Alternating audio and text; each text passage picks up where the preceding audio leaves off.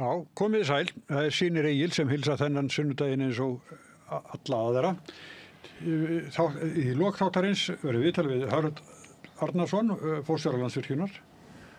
En til okkar konar 3 þingkonur, Sigríður Ásthildur Andersen, Miðflokki, og Ása Berglind Hjálmarsdóttir, Samfylkingu, og Halla Hrund Lóadóttir, Framsóknarflokki. Við erum alla velkomnar. Takk fyrir. Það var einn stjórnarþingmaður hérna. Já, það verður hart að mér sótt hér. Algjörlega grilluð í sem þetta. En það hérna, þið eru nýliðar á þinginu, þetta fyrsta, hvernig var þetta? Þetta sem þið búin með, hvernig fannst ykkur það? Þetta búið að vera líf og fjör, lærdómsríkt verði ég að segja. Það eru þetta mikið innra starf sem á sér stað á þinginu, ólík nefndavinna sem skiptir gríðarlega miklu máli, og svo auðvitað kannski það að læra á gangverki sem hefur mikil áhrif á hvernig hægt að beita sér, eins og Sigríður þekkir betur við, til þess að hafa áhrif á ólíka málaflokka. Þannig að ég myndi segja þetta hafi verið lærdómsríkt þing. Skemmtilegt. Já, mjög skemmtilegt. Ég myndi segja, 90% af vinninni mjög skemmtileg, svona eins og í flestu störfum, 10% krefjandi, og þetta málefni sem voru á dagskrá síðasta þing sem að voru þunguvöfu. Síðasta þing endaði lindar með ósköpum eða stórum kvelli. Já, ég tek nú undir upplifun Höllum. Ég hef þótt þetta mjög lærdómsríkt og skemmtilegt. Þetta skemmtilegur vinnustaður sem kannski kemur fólki óvart sem að fylgist bara með fréttatímanum. Því að til dæmis við Halla sitjum nú saman í umhverfis- og samgöngunefnd og það á bara sérstað alveg svakalega góð samvinna, engin læti og það svona kannski megin hluti þingsins sem að þess eðlis, en svo auðvitað fór þetta alveg í skrúuna má segja þarna í sumar út af bara mjög ólíkri nálgun á það hvernig þetta átt að málþófi. Já, málþóf, þetta var náttúrulega bara málþóf.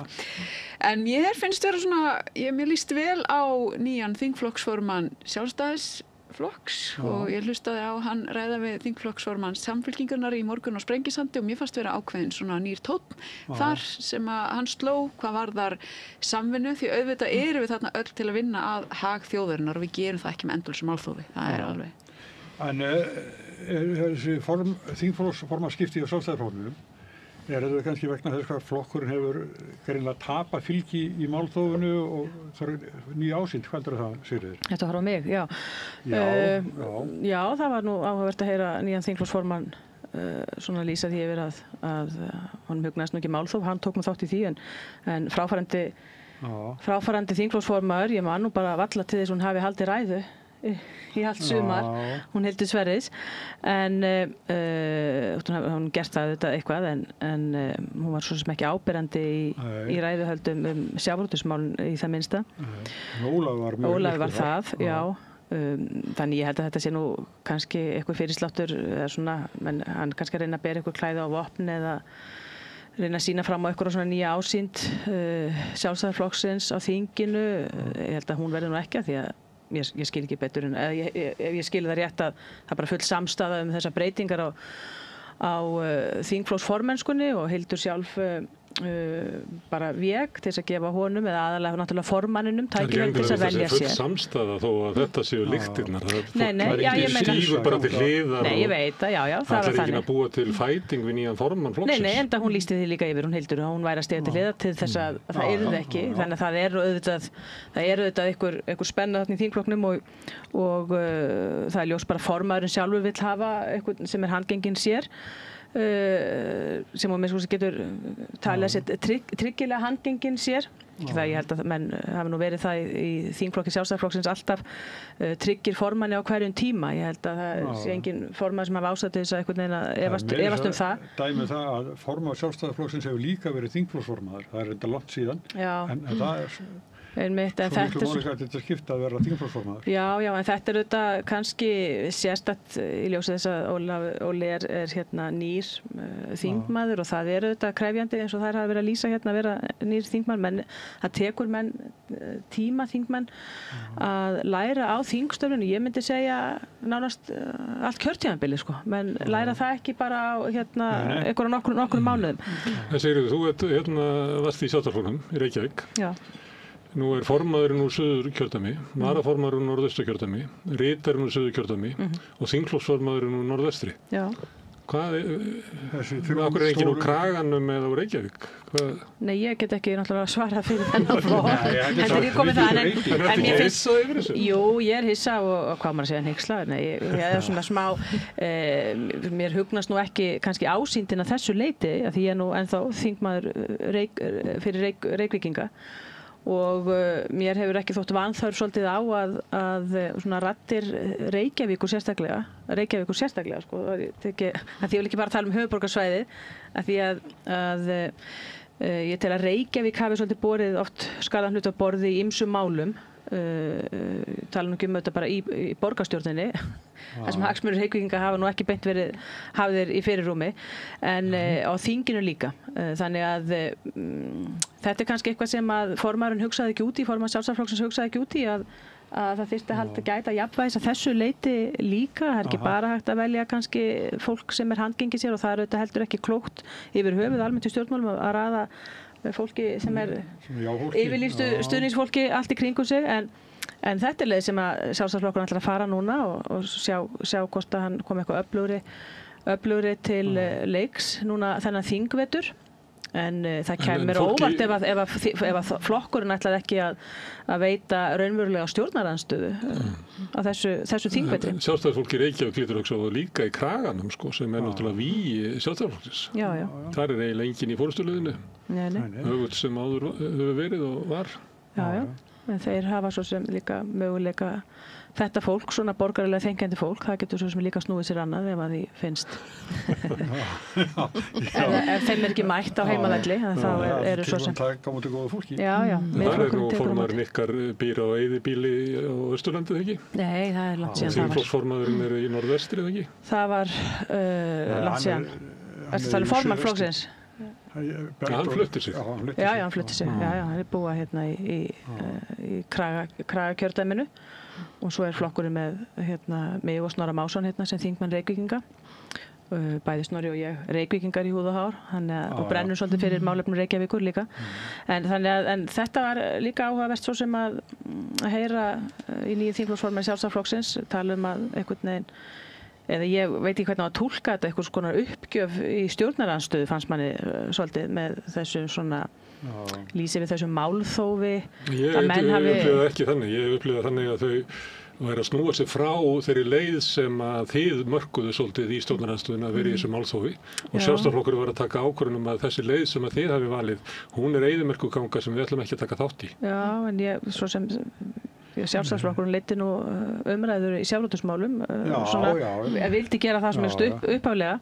Já, en sér svo stöðuna eftir það að flokkurinn tapar fylgi og já, hann er bara verið að tapa fylgi lengi, það var löngu áður en þetta er komið, og ég held að kannski að menn horfi kannski til þess að það hafi kannski þurft að stöðva þetta mál fyrr, og ég held svo sem að ríkisstjórnarflokkarnir munu ekki til lengri tíma græða á, ef við erum að tala bara um veiðigjaldamálið, hækkun veiðigjaldsins, þá verður það ekki til einhver fylgisaukningar fyrir þessa flokka til lengri tíma litið, þegar menn fara að sjá afleiðingarnar af því, eins og kannski nú að koma fram núna í kjördæmanum einmitt út á landi.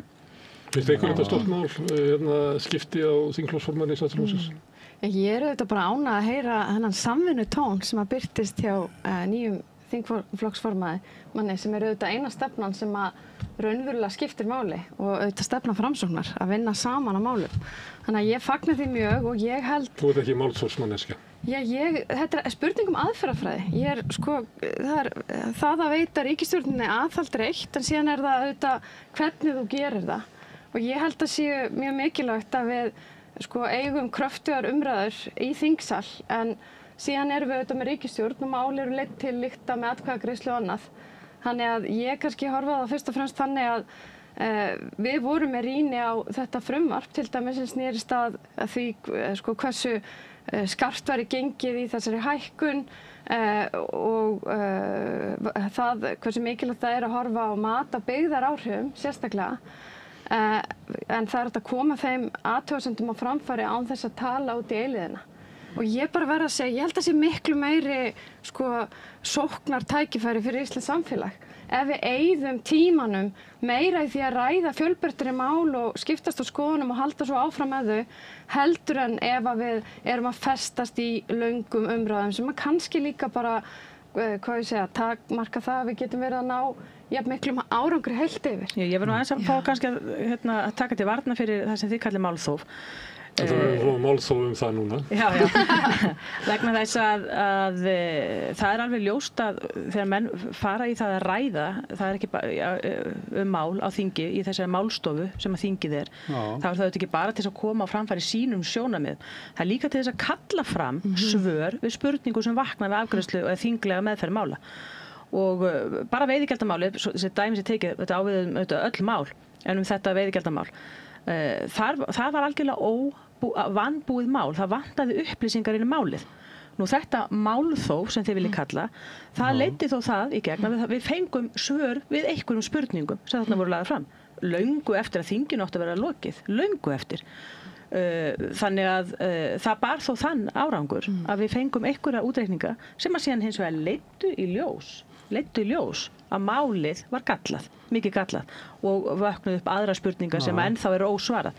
Þannig að þetta er svona, það er auðvitað þarna einhver þunn lína sem að hægt er auðvitað að fara yfir þannig að málið sé komið út í einhverjar ógöngur í umræðum Ég er alveg sammála því.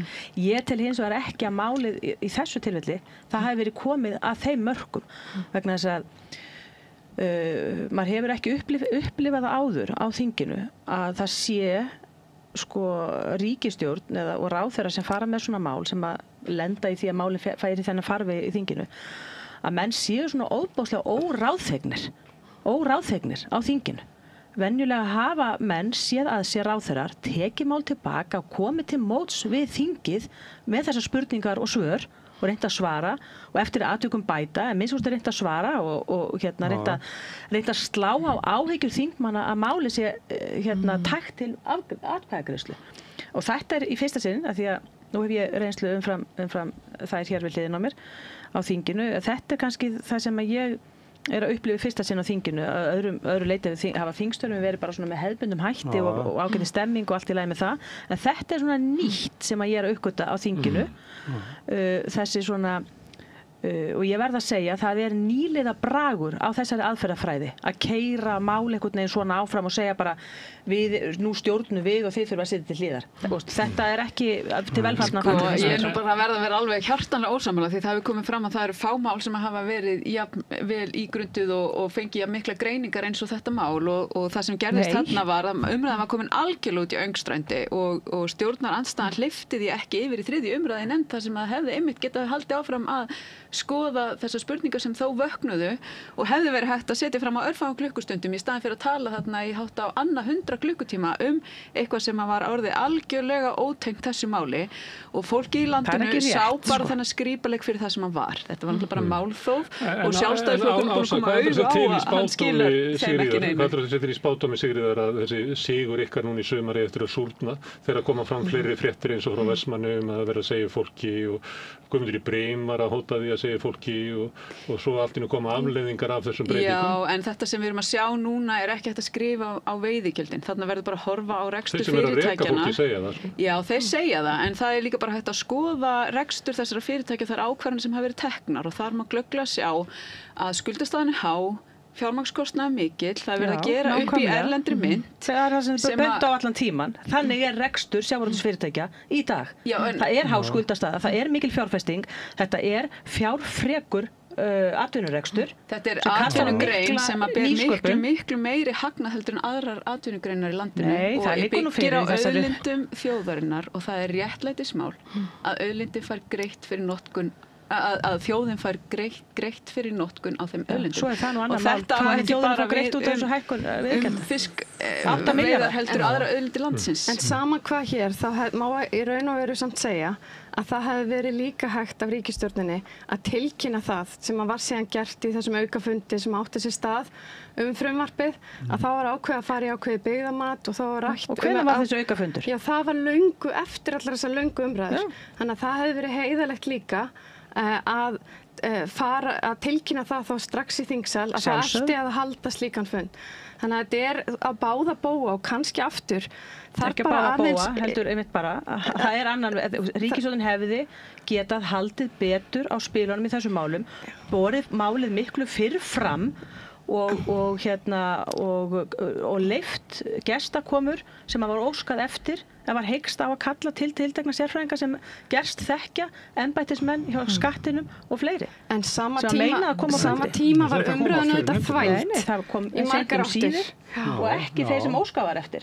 Ekki sérfræðingarnir sem að sérstaklega var óskað eftir. Ég ætla bara að segja svo leikskólum, það hefði nú báðir geta bætt sig. Já, ég tek alveg undir það. Það má alveg rýna þarna og eflaust geta báðir aðilega séð að það eitthvað sem hefði mátt betur fara, en það breytir því ekki að málþóf eins og átt sér stað þarna er ekki til hagsbóta fyrir þjóðuna sem við sannlega erum þarna mætt til að vinna fyrir. En nú verið að segja fólki og leikur hótun að flytja fiskvinnsluna úr landi. Finnst ykkur komandi greina að setja kvaðir á þá sem að fá kvóta, að þeir landi á Íslandi og vinni á Íslandi? Til þess að hindra það að fiskvinnsla verði flutt í láglaunalönd? Mér finnst það alveg komið til greina og það var nú einhver umræða það á þinginu síðasta vetur, en þetta eitthvað bara sem þarf að skoða. Það er ekki bara nauðsynlegt, ég má blanda mér í þetta. Þetta þetta kannski stóra málið sem að kannski greiningarnar náðu kannski ekki alveg utanum sem að vera að ræða hérna hver verða byggðaráhrifin varðandi þann hvata. Það hafa náttúrulega orðið að gríðarlegt magn sem hefur var flutt áður til vinnslu út í heimi. Algjörlega, og að þú horfir til dæmis á Noreg. Hvernig eru hlutirnir þar? Nú þá hefur leiðin verið svo að það hefur verið að færa störfin þá annað. Og auðvitað skiptir máli í samhengi við Ísland og byggðir landsins að við séum með öfluga vinnslu hér á landi. Það hefur líka verið hluti af okkar samkeppnisstöðu að vera með þessa sérstöðu að við erum að vinna einhvern veginn alla keðjuna. Þannig að það þarf líka að hugsa hvað það þýðir ef að vinnsla fer á landi, hvað það þýðir fyrir meira heldur en fyrirtækin sjálf, hvað það þýðir fyrir samkeppnisstöðu okkar til lengri tíma. Og þetta eitt af því sem að ég held að þurfi að horfa betur á og varðandi hvort það eigi að skylda eða ekki. Það þarf að fara að vanda líka hvernig slík löggjöf er sett þannig að áhrifin séu þá í takt við þau markmið sem við viljum sjá. En ég segi bara fyrir mitt leyti, það er ótrúlega mikilvægt fyrir okkur að löggjöf sé ekki að grafa undan samfélögum. Við erum að tala bara í okkar kjördæmi, við erum að tala um Höfn, við erum að tala um Vestmannaeyjar,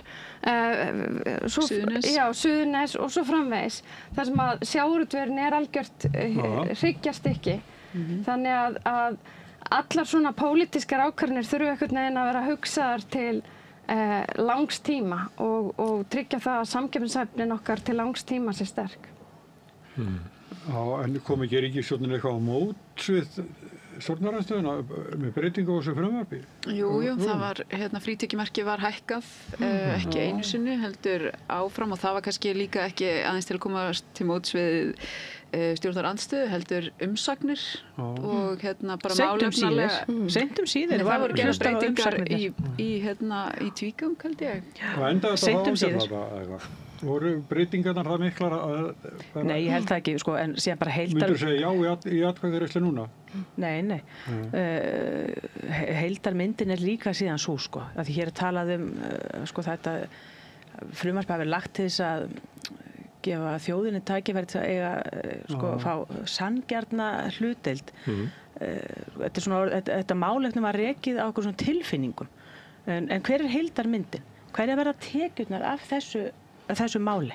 Hvað, 8 milljarðar, kannski 10 milljarðar í ríkissjóð? Það er ekkert, Hvað er það séu margir klukkutímar á elliheimili til þess að reka hérna? Þegar ríkisútgjöldin eru Þetta er ekki nema ein áslaun Þorsteins. Nei, þetta hefur í stóra samhenginu fyrir ríkissjóð mjög lítil hverfandi áhrif en hefur mjög mikil áhrif á greinina sjálfa og við erum að sjá það. Og þú spyrir kemur til greina bara að skylda þá til þess að haga rekstrinum með öðrum hætti. Akkur spyrir ekki bara, kemur ekki bara til greina bara að banna, ef ekki bara að banna að veiða eitthvað fisk? Bara banna að veiða fiskinn.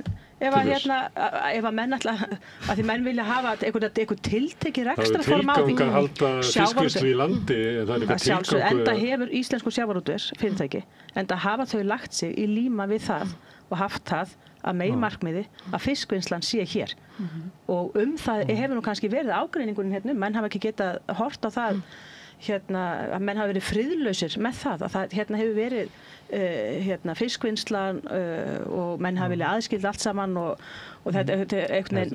stjórnmálamenn hafa viljað hafa puttana í þessum rekstri.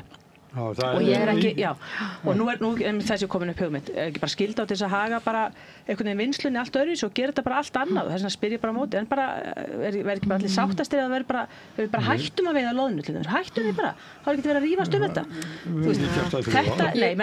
Þetta er svolítið attitútið í þessu sko. Ég kann ekki við þetta attitút, ég hef aldrei hittið á þau fyrir núna. Nei, bara svona því þú spyrir hérna, kemur þig greina skylda á til þess að vera með, það hefur verið vinsla hérna og núna þegar forsendurnar eru orðnar aðrar og menn bara opna bækurnar og segja, þetta er reksturinn, við erum svona skuldsett af því þetta er fjármagnsfrekur rekstur, það þarf að vera með nýsköpun, það þarf að fjárfesta til langs tíma og menn þurfa auðvitað að fá einhvern arð til þess að geta staðið undir þeim fjárfestingum. Ef að það verður ekki, þá hættar menn að fjárfesta. Þá hættar menn að fjárfesta. Það er líka fjárfestingar í ótengdum rekstri við fiskvinnslu. Það má heldur ekki sko. Það mennur líka sjá ofsjörnum við því að sjávarútvegsfyrirtæki sé að fjárfesta í ótengdum rekstri. Já, það bendir til þess að það er talsverður afgangur sem ætti þá kannski bara að nægja til þess að þó reka það sem að Þarf þú að missa svefni við því að fyrirtæki, tökum dæmi fyrirtæki eins og Grenivík sem ég var að heimsækja eitthvað lyfja operation þar sem hefur verið sett á laggirnar með tilstuðlan sjávarútvegsfyrirtækja þar til þess að efla byggðina þar, til þess að skapa störf í smáum byggðum út á landi. Þarf þú að missa svefni við því þótt að þau séu fjármagn á sjávarútvegsfyrirtæki? Þú þarft að ákveða hvort það sé ekki peningur fyrir að fjárfesta í sjávarútvegi. Þú segir það í annar hrein, en síðan ertu að segja að það sé allt í lagi að fjárfesta í einhverju allt öðru. Þannig að þá eru peningarnir til, þannig að þá er þetta rangt hjá þau fyrra. Það getur ekki bæði verið rétt hjá þau. Nei, auðvitað hafa þessi fyrirtæki, sum fyrirtæki. Peningar til að móka í mokkan og Frontex og Majónes. Mörg þessara fyrirtækja eru bara nátengt sjávarútvegsfyrirtæki. Þetta er auðvitað, margur þessar fjárfestinga er auðvitað mjög svona grá lína hvað er tengt sjávarútvegi og hvað ekki. Og menn reyna auðvitað út á þessum byggðum, í þessum byggðum litlu byggðum út á landi, þá reyna menn auðvitað að standa með sinni byggð, reyna að hjálpa nýjum atvinnurekstri að komast á laggirnar, þó nú væri. Þangað til við selja kvótann eins og...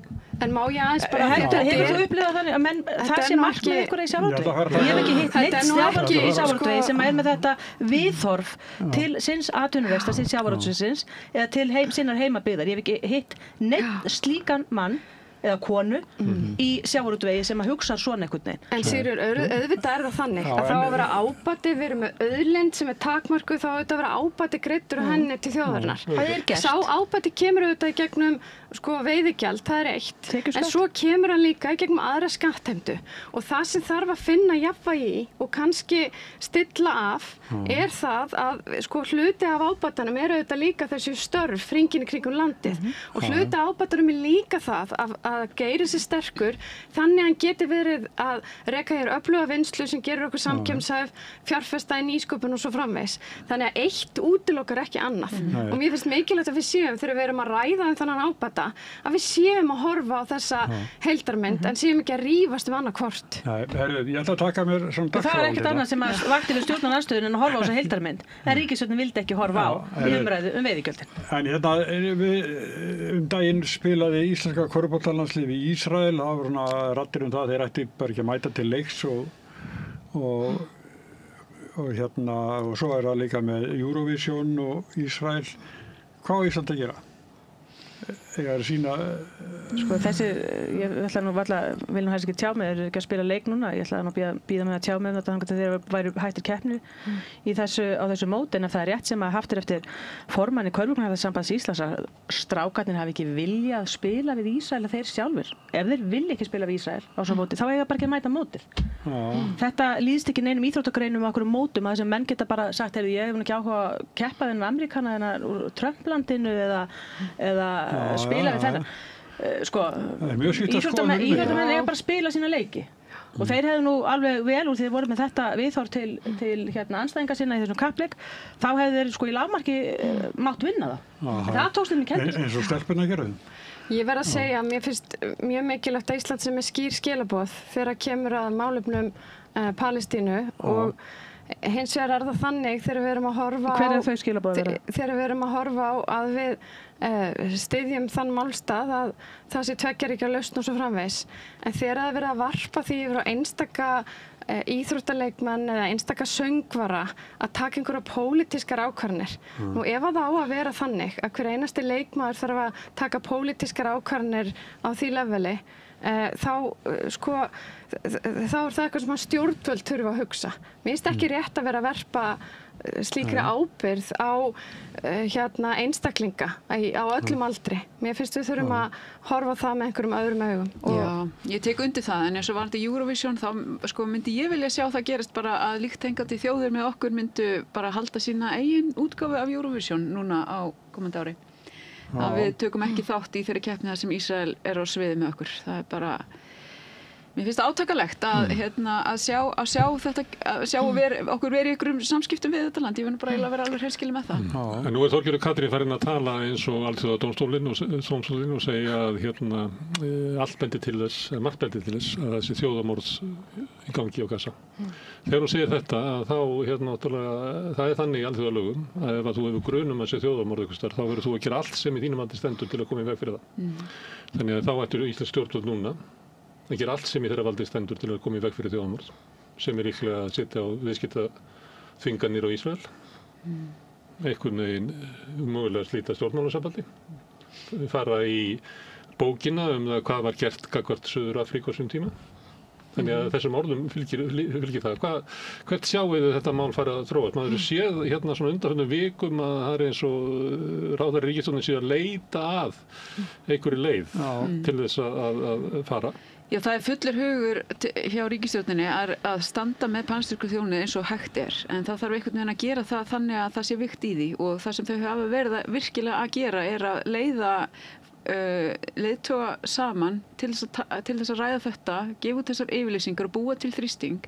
Því miður hefur það nú ekki verið kannski að duga, það er ekkert að duga einhvern veginn eins og staðan er núna, og þetta ástand bara versnar og þetta er algjör lifandi martröð sem að fólk er að býr þarna í, og manni fallast algjörlega hendur, og ég vil nú bara koma þeim skilaboðum áleiðis til fólks að það sem að við sem einstaklingar getum gert er þó að bara að koma fjármagni til einstaklingarnir sem eru þarna að reyna að draga fram lífið, því að sá litli matur sem þarna fyrirfinnst sem er að uppistöðunni hveiti og grjón eða eitthvað slíkt, það er ekki prótín, það er ekki grænmeti og ávextir og annað sem fólk er að fá, enda næringaskorturinn sem að það er að upplifa raunverulegur.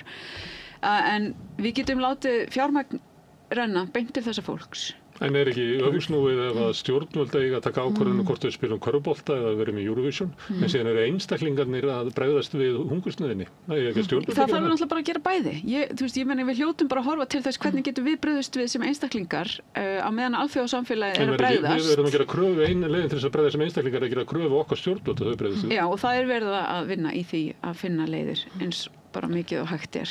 Og þetta er ræðið við mjög reglulega og það er mikil vilji til þess að gera allt sem við getum. En það þarf að vera aðgerðir sem að raunverulega býta.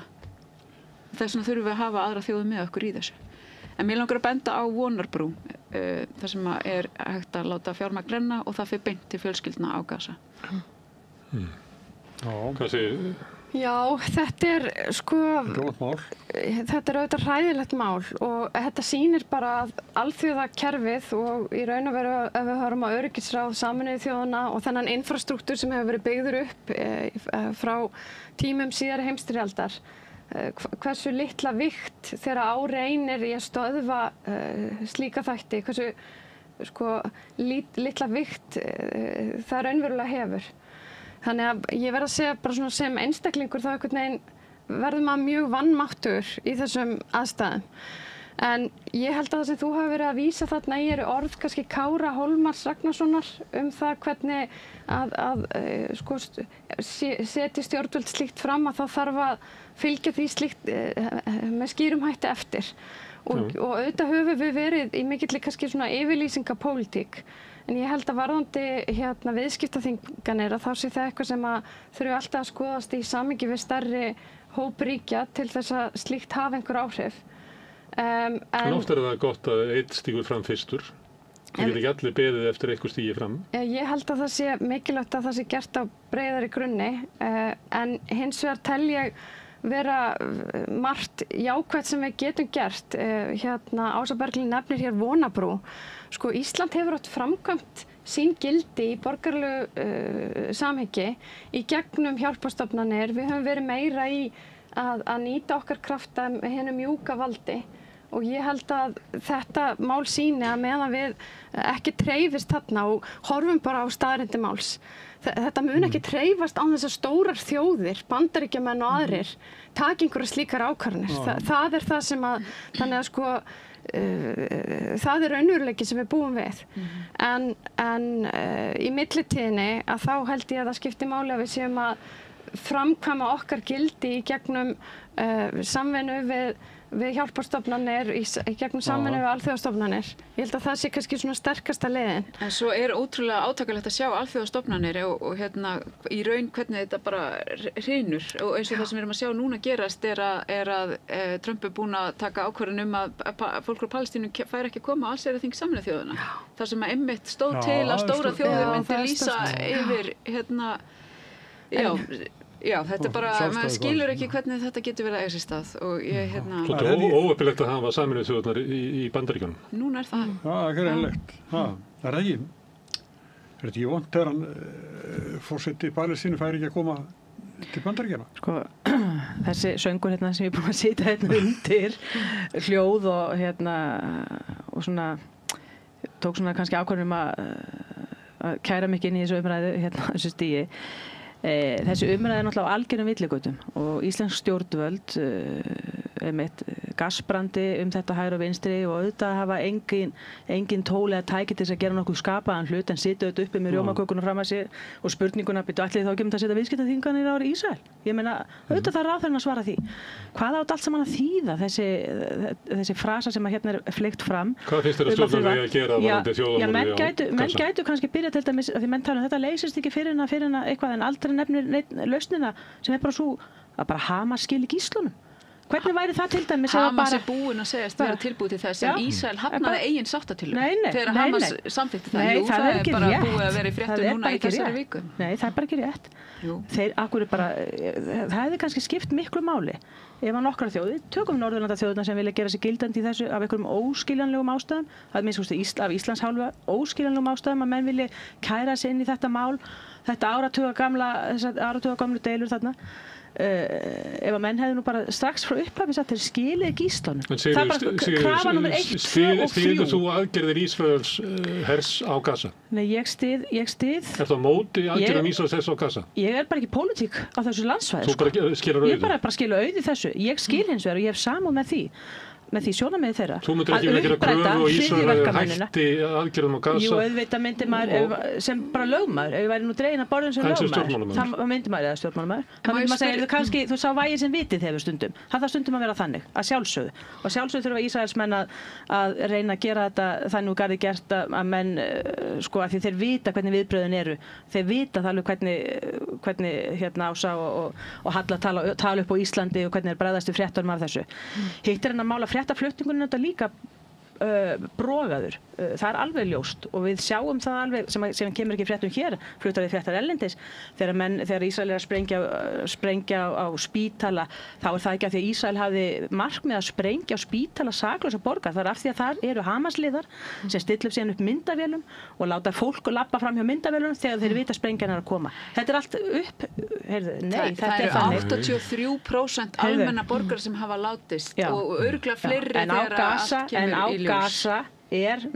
stór hluti Gazabúa tengdir Hamas og menn bara samsama sig Hamas-samtökunum en ekki palestínsku stjórnvöldum. Það er eiginlega enginn sem tekur undir þetta með þér lengur, sko. Það er allir fjölmiðlar í heiminum sem það er enginn sem tekur undir þetta. Það er mannúðarsamtök. Enda er ég ekki að tala stjórnvöldi hérna út allan heimur að skipta skoðun. Þú setur henni eftir þess afstöðu, sko. Já, ég gerir það nú reyndar ekki, alls ekki. Ég gerir það nú ekki. Ég er bara að benda það. Það sem ég bara að segja. Ég hef samúð með þessu sjónarmið Ísraela og frá upphafi, frá 7. október árið, að maður skilur það að þeir ætli að uppræta þessi hryðjuverkasamtök sem hafa ekki verið til friðs nokkuð tíman, hafa stunda sjálfsmorðsárásir á saklausa borgara með stuðningi frá Hezbollah, með stuðningi frá Jemen og frá Íran og þessu löndum hann í kring. Og ég skil að nú eru þeir í þessari vegferð. Að sjálfsögðu eiga þeir auðvitað að hafa vit á því að reyna að gera það þannig að menn urlist ekki hérna á Vesturlöndum. Það liggur alveg fyrir. En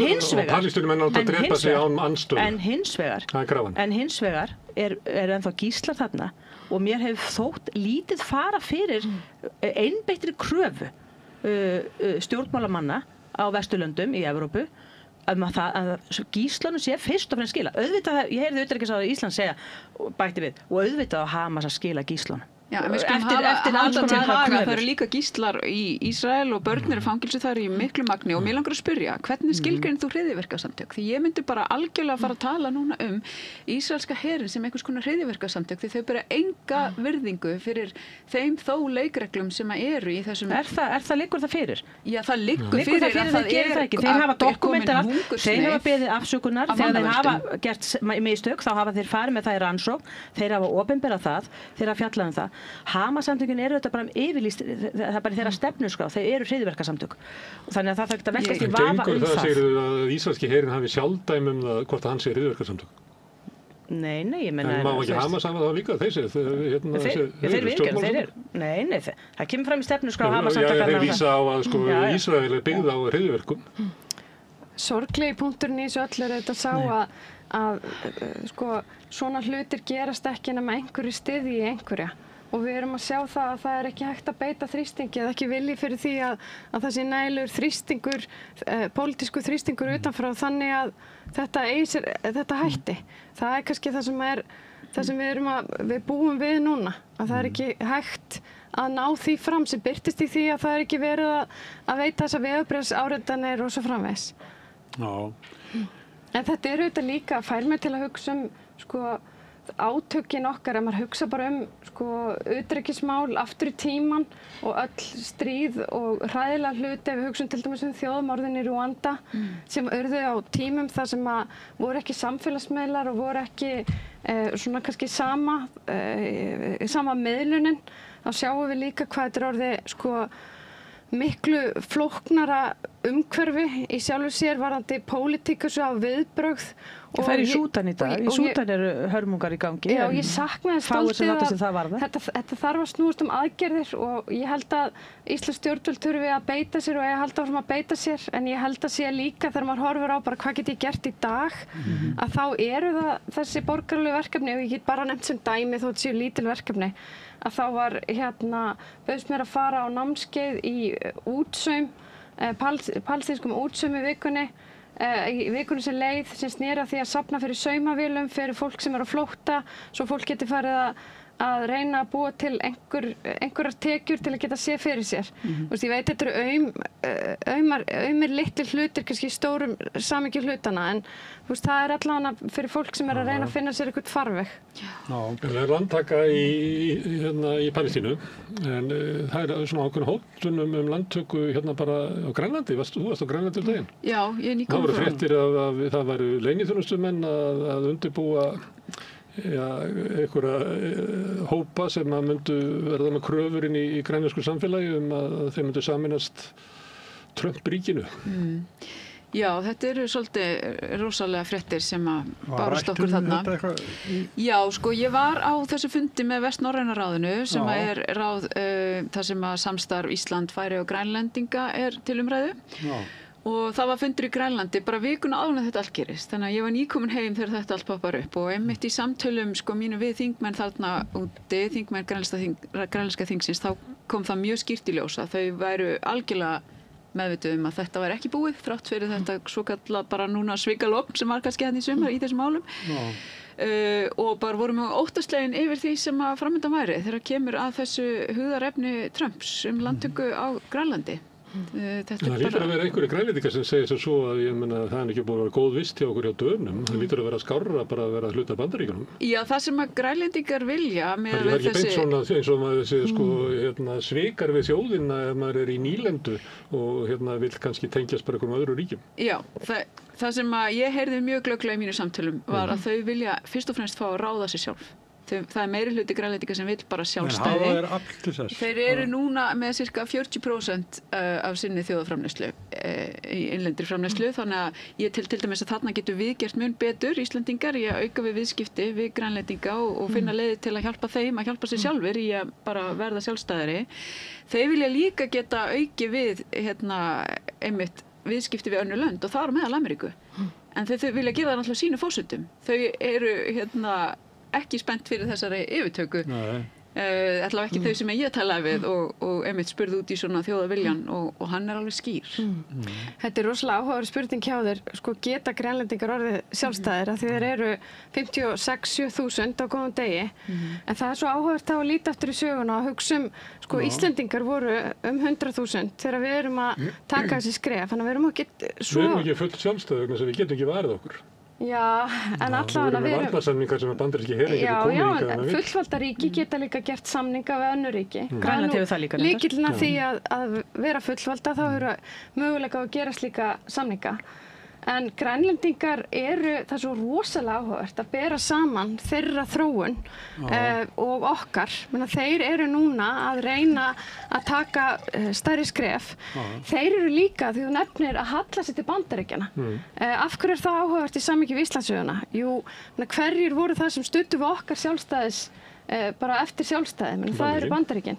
Þannig að þeir hafa vissulega nýtt þetta mikið til þess að vera bæta sín samskipti við Dani, fá meira olnbogarými í alls konar málum og ég hef alveg átt að því ég hef nú verið á kafi í þessu norðurslóðamáli lengi að ég hef alveg átt mörg samtölu við grænlendingar sem að einmitt segja, heyrðu, loksins kom eitthvað súrefni til þess að nýta þó að engin grænlendingur vilji verða hluti af Bandaríkjunum.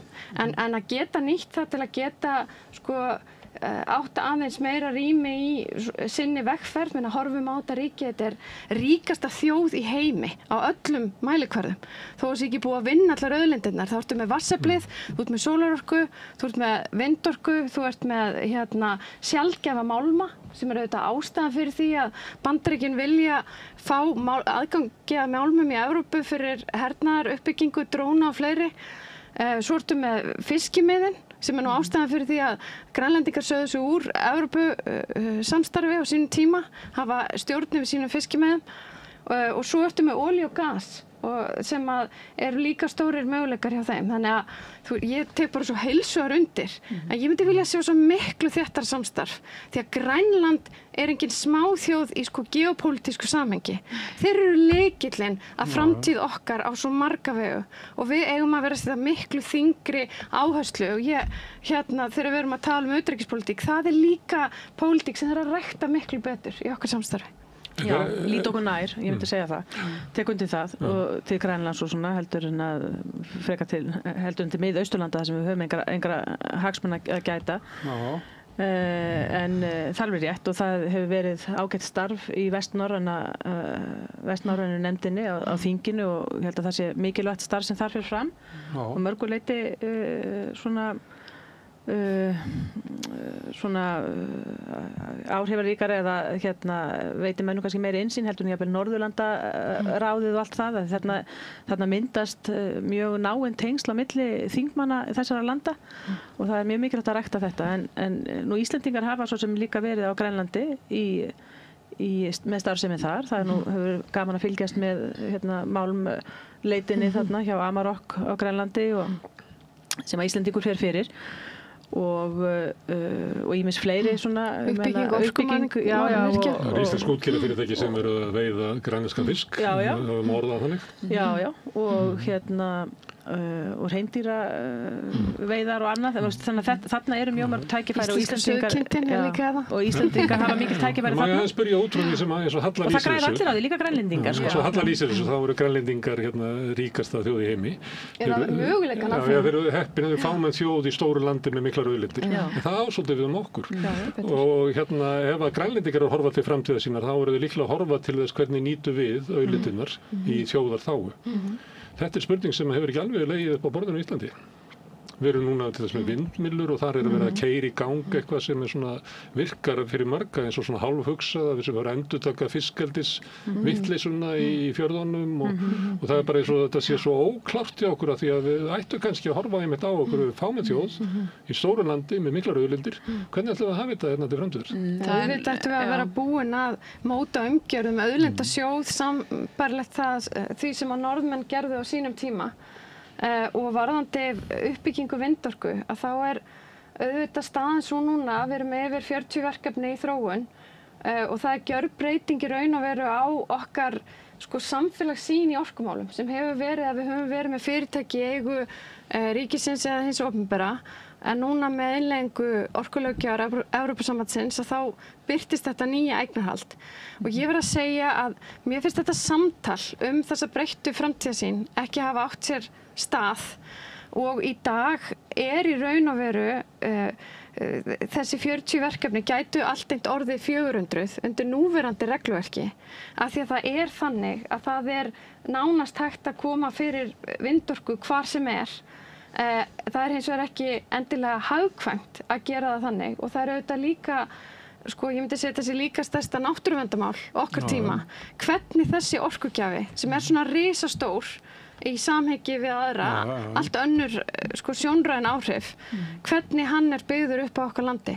Þannig að mér finnst vera margar auðlindaspurningar og eina af þeim er auðvitað líka okkar auðlindamódel. Við vorum nú að tala tölurnar hérna í samhengi við sjávarútveg áðan. Ef við horfum fyrir á hvað Landsvirkjun hefur verið að greiða til samfélagsins, það eru stórar tölur í seinni tíð. Er það? Mér hefur bara þótt að vera kannski sem nemur skattaafslætti, Já, í seinni tíð, af því að við erum búin að vera að borga upp virkjanir. Þannig að þetta eru stórar spurningar og mikilvægt að gera þetta rétt. Já, ég tek alveg undir það að menn þurfa að hafa eitthvað svona framtíðarsýn til einhvern tíma án þess að ég haldi að stjórnmálamenn séu bestir sem fallnir að búa til eitthvað slíka sýn á pappírum og svo sannarlega er ekki framtíðarsýnin felst í einhverjum sjóðum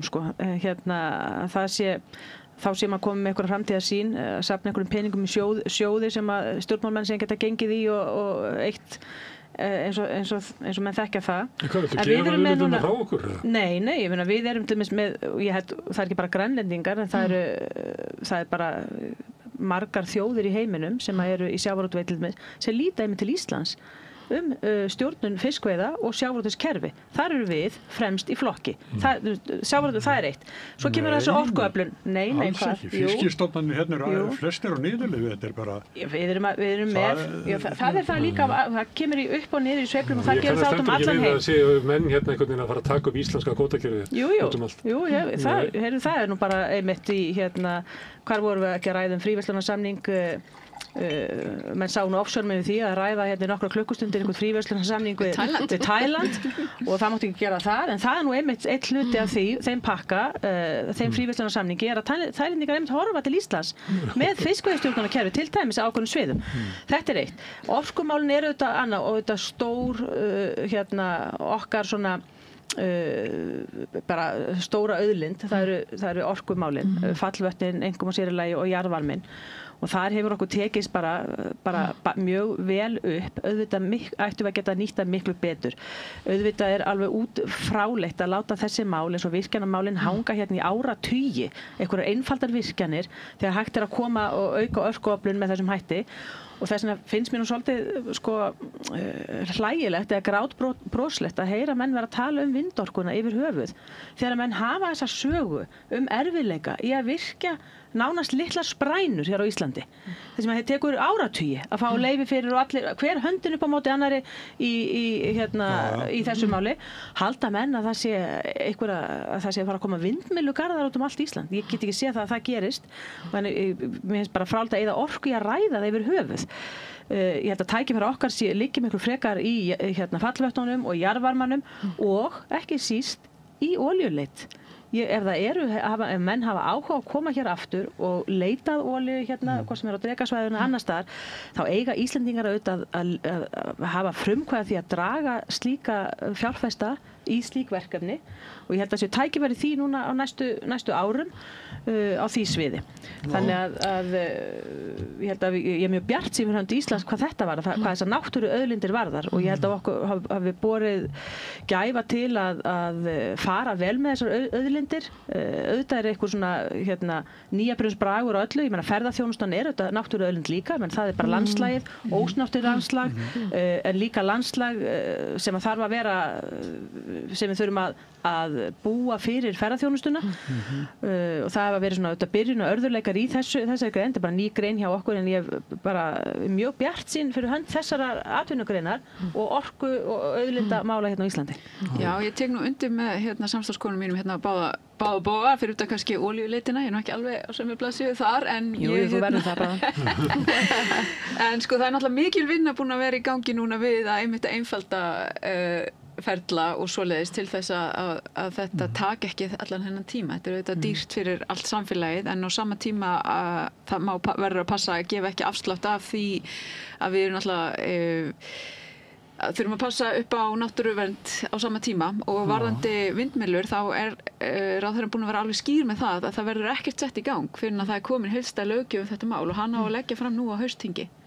Við bíðum spennt. Já, við bíðum mjög spennt eftir því en það er sannarlega ekki stefnan að teppalækja landi með vindmyllum í þessari ríkisstjórn. En það er líka bara eins og hefur verið komið inn á áðan varðandi jarðhitann og fallvötnin.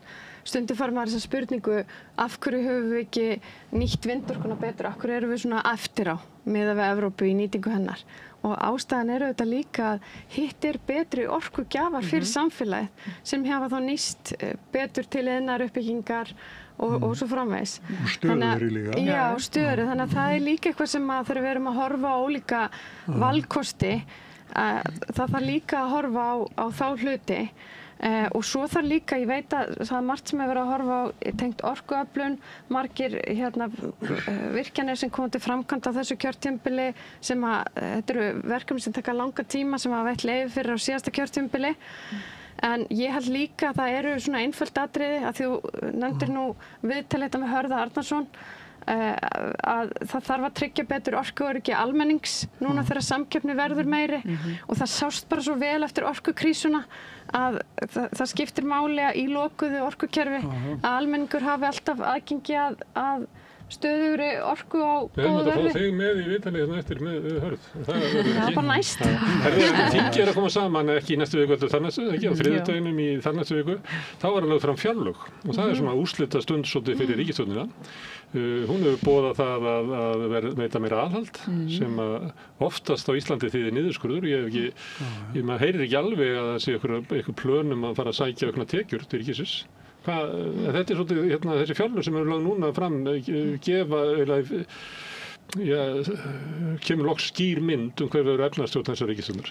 Með hverju búist þið? Já, það er alveg skýrt að það er verið að taka til víða og það verður, og það er skýr stefna að hætta að reka ríkið á yfirdrætti og að ná þessu núlli 2027 og fjárlagafrumvarpið sem verður lagt til núna mun sýna mjög skýr merki það. Það verður mikið af þessum aðhaldsaðgerðum sem voru komið frá almenningi, tillögur til aðhalds, þær munu birtast í vetur og gott betur. Þannig að ég held að það sjá allir að þessa ríkisstjórn er mjög alvara þegar hún segir að þetta er helsta mál okkar í dag að ná niður vöxtum og hver er munurinn á þessu og bara einhverju hægri ríkisstjórn sem ætlar að skera niður opinberu þjónustu? Já, hægri, vinstri, ég veit ekki, þetta bara verkefni sem við verðum að standa okkur í því að við vitum bara hver kostnaður heimilana og atvinnulífsins við þetta ástand sem við búum við núna og það verður að ná stöðuleika. Samt ríkisstjórnin að boða aukin útgjöld eins og að stækka þjóðleikhúsið og mér finnst ráðherrarnir ekki opna munnin á þess að einhvern veginn vera að boða ný ríkisútgjöld sko. Jarðgöng, ein jarðgöng á ári og ég veit ekki hvað. Já, það náttúrulega alveg skýrt að innviða skuldin risastór og við þekkjum nú örugglega flest skýrsluna sem kom og sagði okkur að sú skuld 680 milljarðar sem að birtist ekki í bókhaldinu en við finnum fyrir alla daga og það verið 200 milljarðar í vegakerfinu. Það var verið að birta hátekjulista og þá kemur meðal annars fram að ef að það var efstur Þorsteinn Már að ef hann hefði borgað að fjármagnstekjum sínum það sama og launafólk borgar að launatekjum sínum þá hefði hann borgað 1100 milljónum meira í skatt og ef við viljum það ekki þá getum við farið bara til Norðurlandana það hvergi lægri fjármagnstekjuskattur en Íslandi af hverju þurfum við að gefa þeim sem hafa mikla fjármagnstekjur svona mikinn afslátt miðað við aðra þjóðir. Má ekki laga þetta? Já, mér finnst það bara frábær spurning. Ef ég mætti ráða þessu einn, þá væri ég sennilega að fara að ráðast í það. En þetta náttúrulega bara samstarf Já, en hvað heildarmyndin, hvað þetta skila? Ég bara bendi á að fjármagnstekjur hafa nú verið netto neikvæðir hér í verðbólgu. Hér hafa bara peningar, til dæmis aldraðs fólks, þreytist nú ekki á að Þetta er ekki dæmi neikvæðar fjármagnstekjur Já, ég meina en það er bara þannig samt sem áður að hér hefur verið erfitt að varðveita fé, verðtryggt fé. Þorsteinn Már hefur ekki átt í neinum erfiðleikum með að varðveita sitt fé. Hann hefur bara sem betur verið fjárfest líka, það er eina leiðin. Það er innheimtur skattur af svona mönnum meiri í næstu löndum, af hverju gerir þau ekki líka? En varðandi fjárfestingar, þá verðum við að fara að fjárfesta í innviðunum okkar því að það eykur líka framleiðni að hafa þá í lagi og þess vegna þetta innviðaþing til dæmis sem var í vikunni, þetta var mjög góð umræða sem fór frá þar og þetta innviðafélag sem verið að horfa til þess að setja á laggirnar og mun svona birtast okkur í vetur að það mun þá verða til þess að þessar risastóru fjárfestingar verða teknar úr ríkisrekstrinum og fjármagnar í gegnum þetta innviðafélag og sem í raun og veru make a sense ef svo má segja því að þetta eru dýrar framkvæmdir sem eru notaðar yfir langan tíma þannig að það er kannski ósanngjarnt að vera að setja þær inn í ríkisreksturinn og vera að bera hitan og þungan því á einhverjum örfáum árum. Þannig ég held að þetta sé skynsamleg nálgun og ég bara hlakka til að það verði allt sett í gangi í þessum málum. Það voru 3 milljarðar settir aukalega nú í sumar í vegaframkvæmdir og 7 milljarðar verða settir til viðbótar núna á komandi ári. Þannig að ég held að fólk muni fljótt sjá að það okkur Ég tek alveg undir það, ég held að það sé skynsamlegt að prófa aðeins nýja nálganir nýja nálgun í ýmsum verkefnum þegar kemur að þessum fjármagnsfrekum innviða aðgerðum eins og vegalagningum eða jarðgangagerð og svona og þetta hefur verið til skoðunar í mörg ár þannig að þetta nú er að væntanlega skila sér svona afrakstur af vinnu sem hefur staðið yfir þó nokkuð tíma meðal annars hjá vegagerðinni að þessu leyti menn hafa prófað að vera að mæla þetta það er náttúrulega ýmsar leiðir til í þessu eins og menn þekkja Hvalfjarðargöngin og svona en mér líst ágætlega á að prófa að fara með einhver verkefni minnst inn í svona innviðafélög það hefur eins og reynst þrautin þingri kannski að fá fjárfesta inn í þetta eins og menn hafa vilja að fá einhverja kannski erlenda fjárfesta líka til þess að taka þátt í þessari uppbyggingu með okkur en ég held að það sé nauðsynlegt að gera það en það breytir því ekki hins vegar að það er verið að boða samt sem áður aukin ríkisútgjöld og ég óttast að mönnum muni reynast erfitt að hrinda í framkvæmd þessu aðhaldi sem þeir eru samt líka að boða fjármálaráðherra ég held að hann sé alveg mögulega allir að vilja gerðu til þess að draga saman og þetta lítur hann að hafa metnað að gera það náttúrulega allir fjármálaráðherrar hafa metnað til þess að skila ríkisrekstrinum og á núlja sem að fara að vinda ofan af þessu En heldur það ekki metnað til uppbygginga innviða og grunnkerfi samfélagsins? Já, ég held nú að fjármálaráðherrar hafi nú svona eðli sínu og þurfi að vera það þurfi að vera að passa saman aðeins og þurfi að sprauta niður alla aðra ráðherrana þannig þekkir maður nú svona ríkisstjórnarstörfin að það er auðvitað kemur hlut fjármálaráðherra að þurfa að segja nei en þá verður auðvitað að vera fjármálaráðherra sem hefur það í sér að segja nei við hugmyndum, alls konar góðum hugmyndum eins og menn þekkja það þarf að segja nei við erum með skuldir ríkissjóðs komnar er alveg að fara topp upp í 2000 milljarða þetta er bara svo ósjálfbært sem það frekast getur verið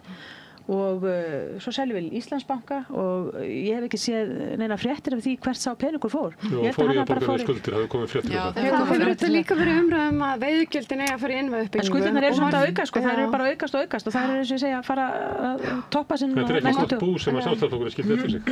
Nei, þetta var nú byrjað þessu þróun aðeins fyrir COVID, en svo fóru menn algjörlega yfirum í COVID. En mér langar aðeins að segja varðandi þetta innviðafélag sem ég get tekið undir að segja gott mál er að ég held við þurfum líka að hafa í gegnum slíkt félag og í gegnum samgönguáætlun miklu meiri langtímasýn.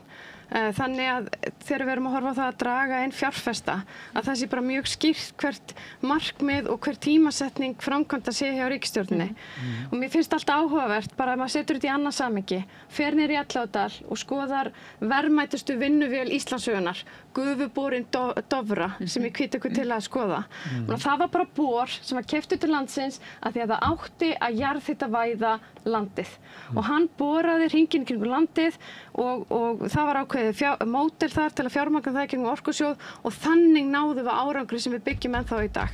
Og ég held að þau eru dálítið sambærilega hugsun þegar kemur að þessu innviðafélagi. Þetta á ekki að vera eins og eitthvað mál einnar ríkisstjórnar. Þetta er mál sem búið að vera lengi í gangi og við þurfum miklu lengri framtíðarsýn með.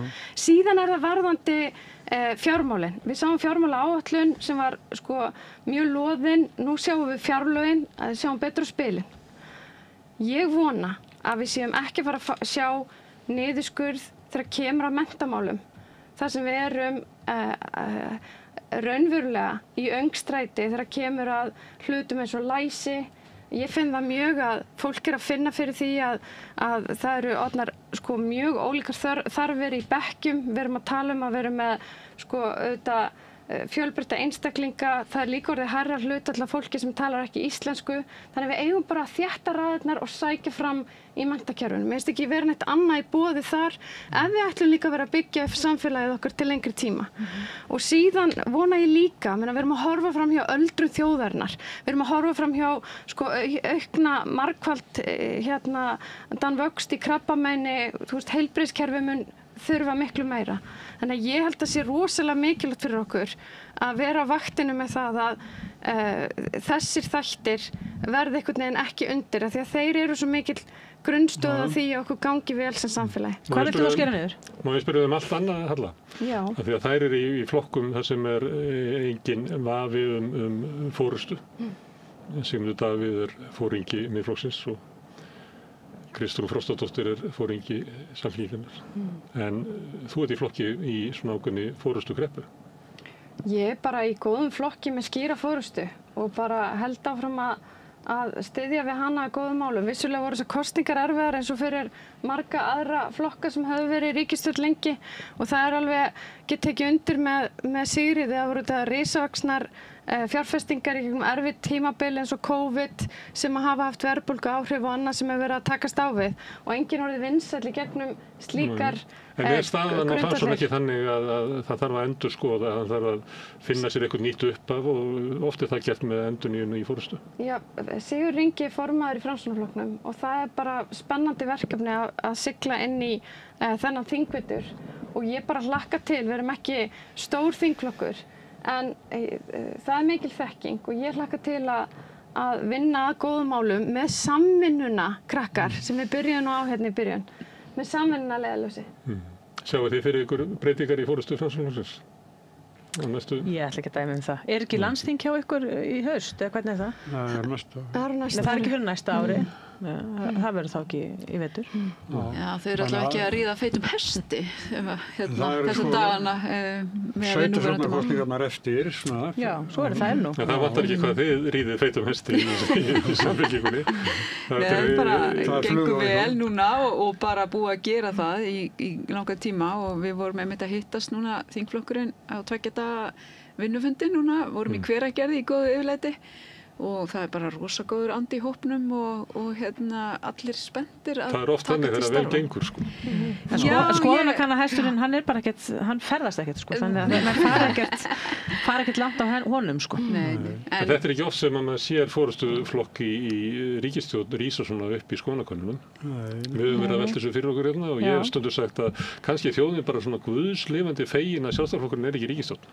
að það raunverulega lyfti upp samfélaginu. Ég skynja allavega að fólk upplifir breyttan tíma og mér finnst margir segja við mig, eða það segja það margir við mig, að mér líður eins og stjórnmálin munu núna að virka fyrir almenna Íslending og ég bara ætla að taka það með mér inn í vinnuna í vetur og því að við erum sannarlega þarna til að þjónusta fólki í landinu.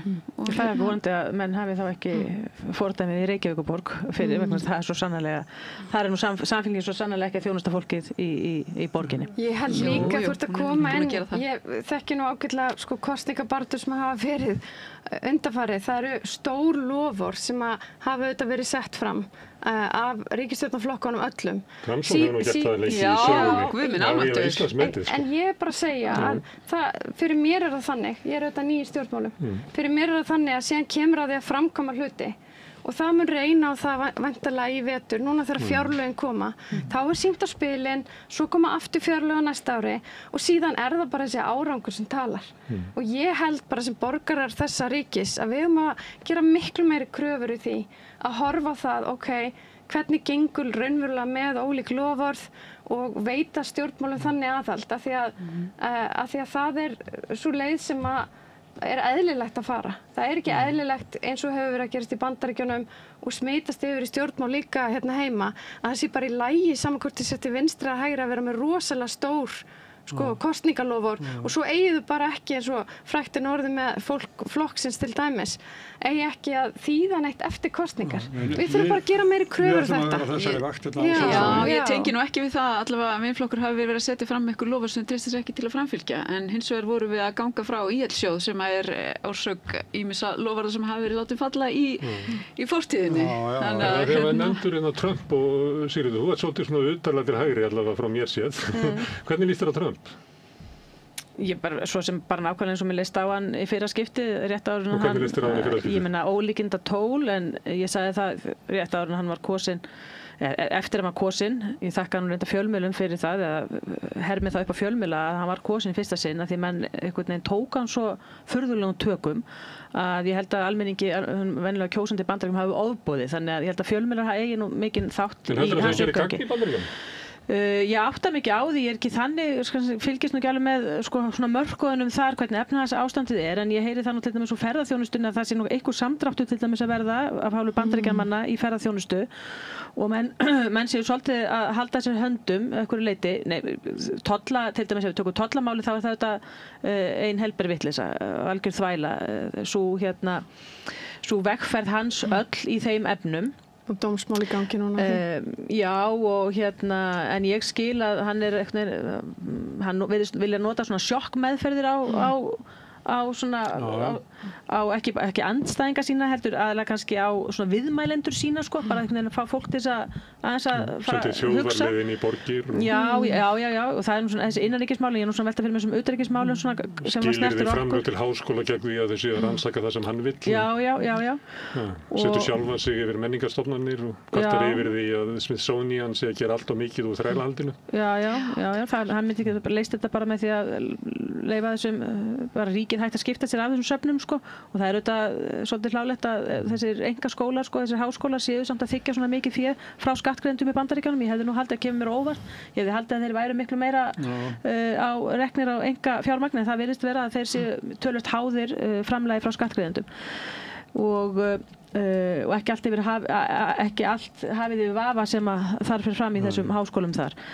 En ég hef nú aðlega verið að horfa núna til Trump í þessari Úkraínu og Rússlandsdeilu og maður hefur svona viljað hafa væntingar til þess að hann myndi ná að einhvern veginn slá á alla þá viðburði en þegar ég á að hittast er það ekki að spóka fundur í næstu viku en ljósi sprenginga nýjustu sprengingarna frá Rússum þá er það kannski ólíklegt en þó ekki, maður veit ekki en minnst er alveg ljóst að allir leiðtogarnir í Evrópu til dæmis horfðu bara til Trump meðan þeir tókst ekki, hefur ekki tekist að koma böndum á Rússana, á Pútín og þetta ástand í Úkraínu þannig að menn hafa bara horft til Trump í þessu sambandi En það ekki skilabóð hans verið svolítið þannig að við verðum þá að gefa eitthvað eftir til Rússa eða viljum starta stríð? Jú, en það hefur svo sem legið fyrir. Það þolir Evrópa ekki að heyra. Nei, en ég held að við höfum verið saman með þessi þætti, sammála það einhvern tímann fyrstu dögum þessa stríðs að þessu myndi ekki líkta öðruvísi.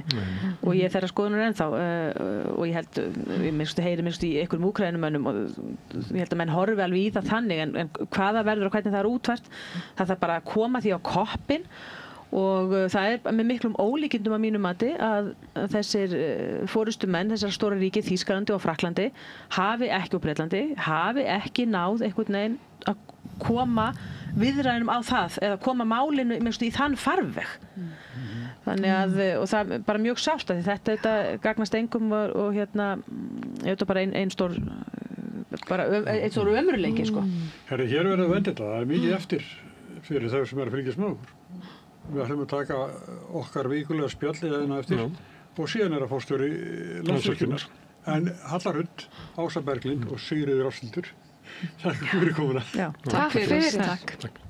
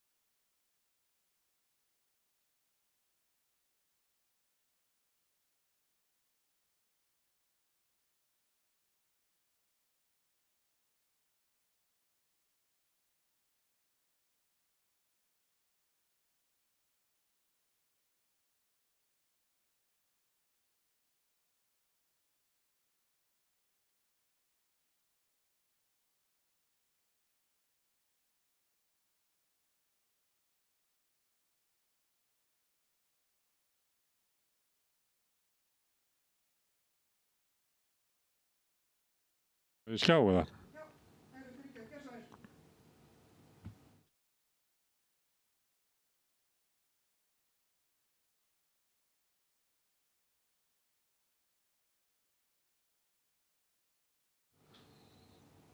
Þá er fyrra hollið okkar farið, það er ekki holl á eftir, það kemur hér Hörður Arnarsson, forstjóri Landsvirkjunar, þú ætlar að tala við hann. Já. Þetta var með þetta skemmtilegt samtal hérna áðan. Já, þetta var það. Ólík afstæða í pólitík svolítið. Já, hjá þeim öllum eða svona. Það var eiginlega engin sammála. Nei, Ása í stjórninni og svo eru það eiginlega sikkur endin á stjórnarandstöðunni mörgu leyti. Sigríður og Halla. Já. Það eru Halla hefur talað alltaf við þessi í málþófun og fleira svona annars konar taktík í kannski. Hún var ekki svo virk í málþófunu. Hún sagði það að tala 4 sinnum tiltekið mál. Já. Í orku og auðlindamál. Já, það er svona. En svo Sjálfstæðisflokkurinn sé eiginlega velja kannski að fara þá leið sem hún hefur talað fyrir.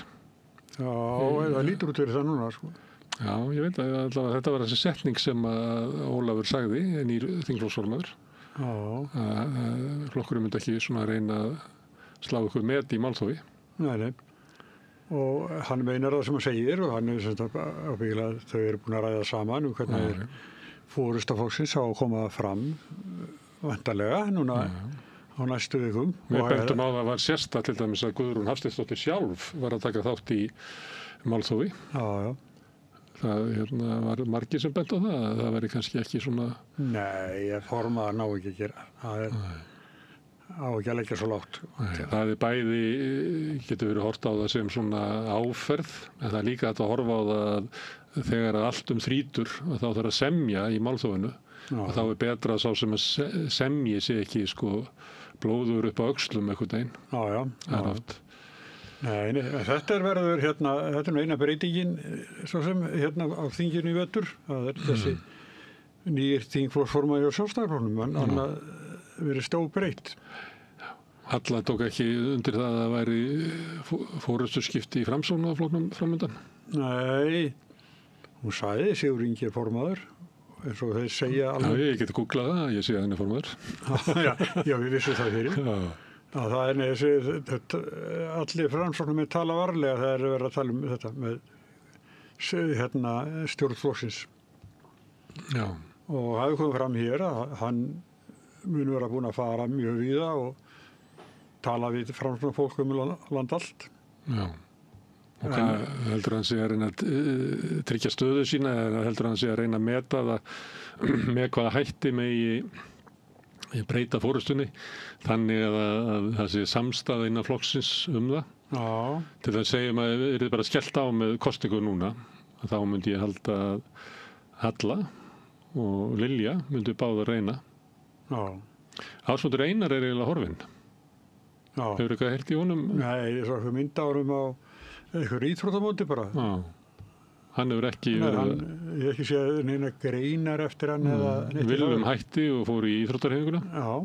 Því að þeir voru báðir nefndir sem svona mögulega menn sem höfðu metnað til fórustu. Já. Þannig þær eru þá eftir Lilja og Halla sem oftast er nefndir. Nú er það í fyrsta sinn sko sem að formennska í íþróttasambandinu er launuð. Þannig að hann er í fullu starfið þar. Þannig að það er ólíkt að hann fari úr því yfir í einhverja óvissu í pólitík. Maður veit aldrei. Nei, ég segi bara það, ég veit ekkert hvað hann er að hugsa. Ég er að reyna að rifja upp hvort það hafi verið eitthvað dæmi það. Hvort að Albert hafi verið í eitthvað staðar og farið svo í pólitíkina, ég man það bara ekki. Eða Ellert. Það var náttúrulega formaður KSÍ. Herðu, en það er þingvetur framundan. Já. Ég var að senda á einhverja formenn, hvort það verið til að koma hérna. Datt í huga að við getum gert það svona, ekki kannski alveg alla í röð, það veit ekki mikið 6 sunnudag í röð þar sem við erum með formannsviðtöl, en myndum hafa einhver. Já. Svona, myndum dund okkur við þetta fram til jóla. Hefur þið fengið svör? Já, svona einhver á leiðinni, það er erfitt að finna tíma og þetta er náttúrulega líka að við erum á, kannski ekki við erum formin ekki ráðherran allavega, að það er svona, fólk er að lenda eftir sumafrí. Já. Þannig að kann að breytast þegar þingið kemur saman. Þingið byrjar. Heldur þetta verði, það er eitt sem að, það er náttúrulega fjárlögin er mjög spennandi. Ég held að það verði meiri niðurskurður heldur en margir myndu vilja sjá. Já. Og minni ný skattheimta. Ég held að það verði viðreisnar frumvarp. Já, en það eru þeir með ráðunni allt högl þar. Það annað sem að maður ætti að fylgjast með væri það hvort að þau mál sem að döguðu uppi sem mörg voru óumdeild en þau döguðu uppi út af málþófinu. Hvort að ríkisstjórnin ætla að setja þau framarlega á dagskrána og afgreiða þau hratt fyrir jól. Já. Það væri nú ágætt sko, þetta kom ekki alltaf í vorinn. En oftast er það þannig sko. Já, sérstaklega náttúrulega núna þegar ríkisstjórnin tók það sent við sko, að það svona var sko vorþingið svona og svo náttúrulega þetta mikla málþóf. Já, en ég held að almennt það var oft svo á vorin sjá menn eftir málum sem höfðu náð langt þarf að byrja aftur á byrjunarreit en svona í minninu hjá mér allavega vera þannig að það er mjög sjaldan sem að tekið eitthvað svona gangskur í því að afgreiða þá fyrir jól, ég man ekki eftir það er að koma fjárlögunum í gegn og það er oft svona stór mál sem það er að afgreiða bandormurinn óhjákvæmilegt sko, þannig að það hefur tekið svið, þannig að við munum vera á tónum varðandi þingið og greina frá ýmsu sem það er gert og sagt. En ríkisstjórnin stendur traustu fótum. Já. Það virðist vera góð samvinna þar inni. Já. Flokkarnir njóta velgengni í könnunum. nema Flokkur fólksins. Og það kannski að því að við höfum nú verið að segja og benda á það eins og Ólafur Þ. Harðarson og fleiri að kannski þótt að Flokkur fólksins mælir svona lár í könnunum að þá kannski ekki sama taugaveiklunni þar inni eins og í öðru flokkum. Þess að reynslan hefur verið svo að Flokkur fólksins nær betri kosningu heldur en kannanir segja til. Hins vegar held ég við verðum að benda á að flokkar líkir Flokki fólksins sem þá þjóðarflokkurinn í Danmörku, framfaraflokkurinn í Noregi, að þeir tapa meir en aðrir á ríkisstjórnarsamstarfi.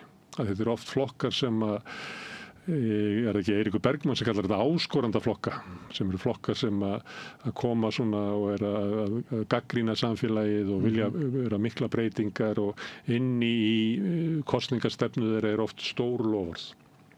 Þetta þá flokkarnir sem að svíkja meira. Og kemur í ljós að þeir náðu þess ekki í gegn í ríkisstjórnarsamstarfi. Þannig að ég myndi ég er ekki að hafna söguskýringu Óla Þ. Harðar, en ég myndi benda á að ef þú horfir í kringum okkur, að þá allstaðar þá hafa þessi flokkar lent í meiri vanda í ríkisstjórnarsamstarfi heldur en allir hinnir. Þetta verður forvitnilegt. Já, að fylgjast með því. Svo erum við náttúrulega að fylgjast með Sjálfstæðisflokknum, hvort að Guðrún Hafsteinsdóttir nái töku á flokknum, hvort að hún nái því þannig að verða óumdeildur leiðtogi innan flokksins sem hún er ekki í dag. Nei. Hún er það ekki. Það er eins og allir láta eins og hún sé að sækja vinnu. Það er ekki eins og hún sé búin að fá hana. Hún þarf að sanna sig með einhverjum hætti. Sama með varaformannin, það er Jens Garðar, hann er þagnað eftir málþófið. En það er náttúrulega að vera varaformaður er kannski óljósara hlutverk. Í gamla daga, í mörgu flokkum var varaformaðurinn oft að sjá innra starf, en ég held að það hafi ekki verið þannig í Sjálfstæðisflokknum áratugum saman. Þannig að hann er bara svipað varaforseti Bandaríkjanna, hann er það bara ef að formaður fellur frá. Þannig að hann hefur ekkert svona sérstakt hlutverk og ekki rítarinn heldur. Bæði í nýju, myndi vera með eitthvað áallanir til að flokkurinn bara hyrfi ekki úr umræðinni í margar vikur? Ég myndi halda verkefni þeirra að ná einhverju viðspyrnu fyrir Sjálfstæðisflokkinn sé eiginlega ekkert minna heldur en til dæmis forystu Framsóknarflokksins að bjarga lífi sínu. Ég held að Sjálfstæðisflokkurinn verður í vetur eiginlega, þetta er svona eins og sagt do or die, þau verður að ná einhverju viðspyrnu í stjórnarandstöðu ef þeir ætla ekki bara að halda áfram og láta þjóðina venja sig við það að Sjálfstæðisflokkurinn mælist með 17% í skoðanakönnunum. Nú kemur Gallup könnu væntanlega á morgun. Já, ég man ekki að stundum þegar það er mánudagur þá held ég að þetta geti dottið einn dag, en líklega kemur hún á morgun. En ég held að verði engar sérstakar breytingar þar.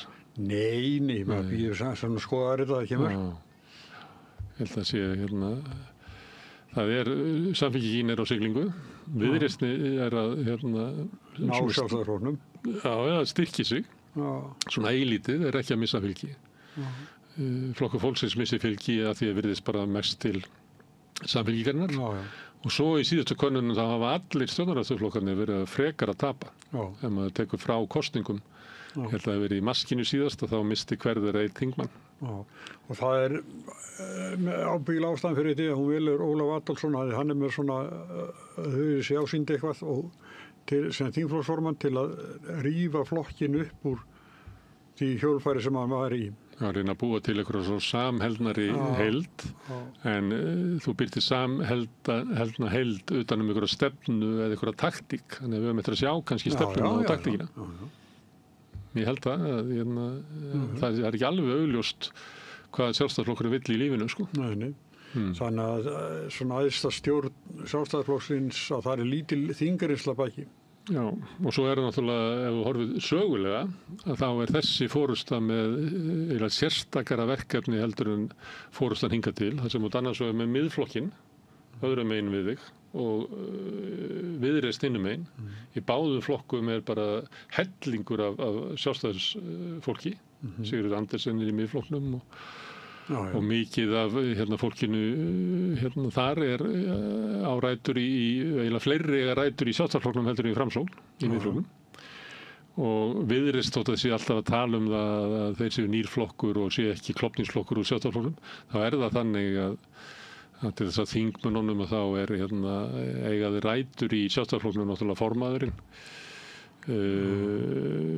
formaður þingflokksins, Pavel, Sigríður Þorbjörg, var hún ekki í Sjálfstæðisflokknum? Jú, og þetta meira og minna úr Sjálfstæðisflokknum, sko. Þannig alveg saman hvað þau segja, sko, því að þau eru að skapa rými fyrir þá sem ekki, sko, líta ekki svo sem Sjálfstæðisflokk, að geta valið Viðreisn. Það gerir stöðu Guðrúnar Hafsteinsdóttur og forystu Sjálfstæðisflokksins miklu erfiðari heldur en þeir sem hafa verið að stýra flokknum hingað til. Því að ef þau halla sig hingað, þá segir fólk eins og sömuleyti fannst manni gerast í sumar, af hverju ætti ég að velja Sjálfstæðisflokkinn ef hann hegða sig bara eins og Miðflokkurinn, af hverju velji ég ekki þá bara the real thing sem að væri þá Miðflokkurinn. Og svo ef það er hinum megin eða alltaf vera svona frjálslindari og svona, þá ertu með Viðreisn. Það getur vel verið að svona kjörlendi Sjálfstæðisflokksins sé að þorna upp. Fylgist einhvern veginn með því. Ef ekki að fara að skipta það er smá vesin á okkur að samstöðin er náttúrulega fátæk sjónvarpsstöð og við erum að halda hér úti sjónvarps- og útvarpsstöð og við erum ákaflega fá og við erum að byggja á veikri tækni. Það er smá bílun hjá okkur sem að snertir þau sem eru að horfa á okkur á YouTube og á Facebook. Við þurfum að rjúfa útsettinguna, þannig að til þess að horfa á viðtalið við Hörð að þá þurfum við að finna straumin okkar aftur. Við byrjumst velvirðingar á þessu en þetta er bara óviðráðanlegt og furðulegt að þetta kom ekki fyrir oftar hjá okkur, einhverja svona tæknilega bilanir, því að við erum ef ég myndi segja ykkur frá því á hvaða tækni við erum að keyra og hversu mörg við erum, að þá myndum við ábyggilega hlæja í viku við verðum að bera okkur saman við aðrar sjónvarps- og útvarpsstöðvar á Íslandi. En ef þið vilji hjálpa okkur að styrkja okkur, þá getið þið gerst áskrifendur, það er margir gert það sem að telja að samstöðun sé mikilvægt fyrirbrigði í samfélaginu og hafa bæst í hóp þann vaxandi hóp sem styrkir okkur. Getur þá farið inn á samstöðun.is, það er hnappur sem ástendur áskrift, það framaldi þetta að liggja augum uppi. En þið sem eru að horfa á okkur í útvarpi, nei, það er ekki að horfa á okkur í útvarpi, þið sem að hlusta á okkur í útvarpi eða horfa á okkur í sjónvarpi, að þið þurfi ekki að hafa neinar áhyggjur, það er bara þið sem eru að nota Facebook og YouTube að nú rofnar útsettingin en þið finnið þráðinn annars staðar fljótt. En þið sem eru að hlusta í útvarpi eða horfa í sjónvarpi þurfið engar áhyggjur að hafa. Framundan er viðtal við Hörð í Landsvirkjun og Sigurður, þú ætlar að taka það. Já. Takk fyrir í bili, sjáumst á morgun, segi ég, klukkan 8 þegar fréttir samstöðuna verða sagðir hér.